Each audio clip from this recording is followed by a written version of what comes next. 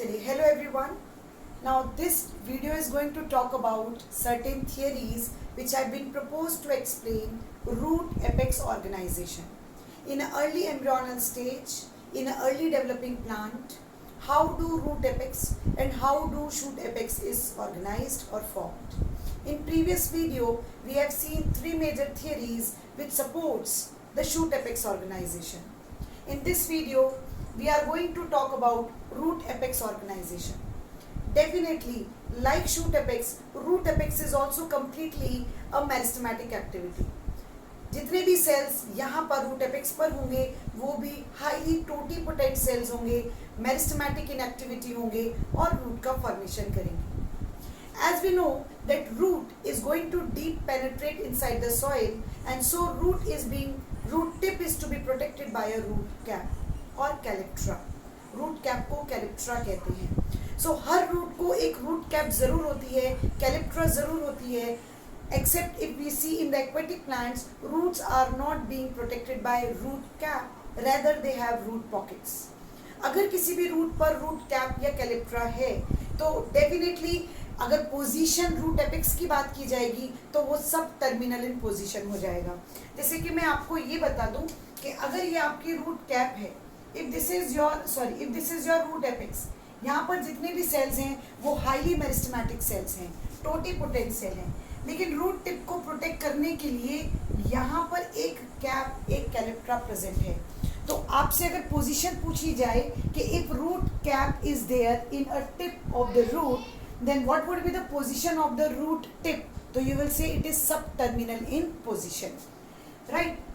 Root cap कौन बनाएंगे? तो रूट कैप यूजुअली बनाते हैं डर्मेटोजन लेयर, जो भी एपिडर्मल लाइनिंग होती है, क्योंकि root cap epidermal in origin या फिर एकदम एक्टोडर्मल इन ओरिजिन है, बाहर से बनी है, एपिडर्मल इन ग्रोथ है, तो रूट कैप की फॉर्मेशन डर्मेटोजन करेंगे. इसके नीचे वेल प्रोटेक्टेड रहेगी आपकी root apex. Now these are the three important theories which are going to be propose for root apex. पहली थियरी सेम है, एप्लीकेबल है रूट्स के लिए भी, शूट्स के लिए भी. And apical cell theory as we have already discuss, जहाँ पर एक सिंगल सेल पूरी की पूरी रूट एपेक्स या पूरी की पूरी रूट को बनाने में कंट्रीब्यूट करेगा. It's not applicable to gymnosperms और angiosperms, it is only applicable to algae, bryophyte, pteridophyte. क्योंकि एक सिंगल सेल का कंप्लीट मल्टी सेलुलर इतनी बड़ी प्लांट बॉडी बनाना is not that very easy. Complete root system को बना देना it's not that very easy. So Hofmeister और नेगेली जो थियरी देते हैं apical cell theory, it is not applicable in all cases. Second theory is Corper-Capet theory. Corper-Capet theory, it was proposed by Schiu. Actually, this theory is exactly comparable to the tunica corpus theory we have seen in shoot apex organization. जहाँ पर कॉर्पर मतलब the main body, जो complete dermatogen body है, जो complete ground body है, जिसमें आपके vascular tissues भी आ जाते हैं, कॉर्टेक्स भी आ जाते हैं, एंडोडर्मिस भी आ जाती है. जो कंप्लीट बॉडी है, कंटेंट है रूट बॉडी का, वो कॉर्पर है. और उसके बाहर जो कैप बन रही है, जो प्रोटेक्टिव कवरिंग बन रही है, that is called capping. Just like in shoot apex tunica corpus, tunica is making the complete outermost body part and the corpus is called as the body of the shoot. यहाँ पर corper is called as the body of the root and cape is called as making the cap of the plant root exactly. Now there is one more theory called as quiescent center theory proposed by Claus. Quiescent center theory proposed by Claus and according to Claus ये कहते हैं कि root में अगर हम देखें easily, मतलब उसको फोकस करें रूट को, तो रूट के टिप पर एक इन्वर्टेड कप लाइक स्ट्रक्चर रहेगा. रूट के टिप पर एक कप लाइक स्ट्रक्चर रहेगा जिसको क्वीजेंट सेंटर कहा जाएगा.